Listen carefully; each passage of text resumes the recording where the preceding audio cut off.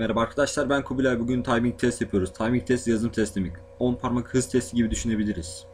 1 dakika içinde kaç kelime yazıp kaç harfe basıp ne kadar doğru veya yanlış yapacağız hepsini bu videoda göreceğiz. Ama videoya girmeden önce söylemem gereken bir şey var. Yazacak olacağım klavye mekanik bir klavye. Şimdiden çıkaracağı ses için özür dilerim.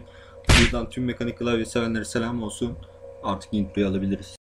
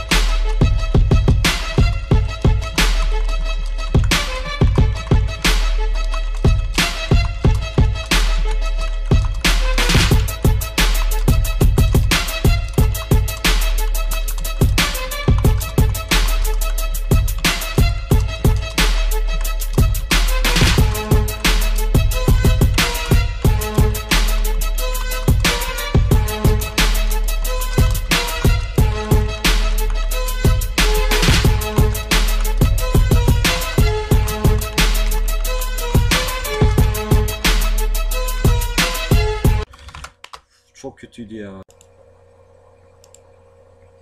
Testin sonuç değerlerini gözden geçirirsek 1 dakika içinde 499 tuşa basmışız, 0 tuş yanlış yazmışız, doğruluğumuz 99.2, doğru yazılan kelime 88, yanlış yazılan kelime ise 0.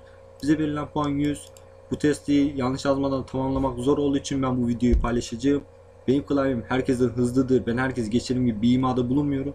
Orta derece bir klavye hızına sahibim. Mekanik klavye ile yazdığım için zaten biraz zorlandım. Siz de kendi klavyenizi geliştirmek istiyorsunuz. Bu sayfanın linkini açıklama kısmına vereceğim. Söyleyemedim de açıklama kısmına vereceğim. Bir sonraki videolarda görüşmek dileğiyle, kendinize iyi bakın.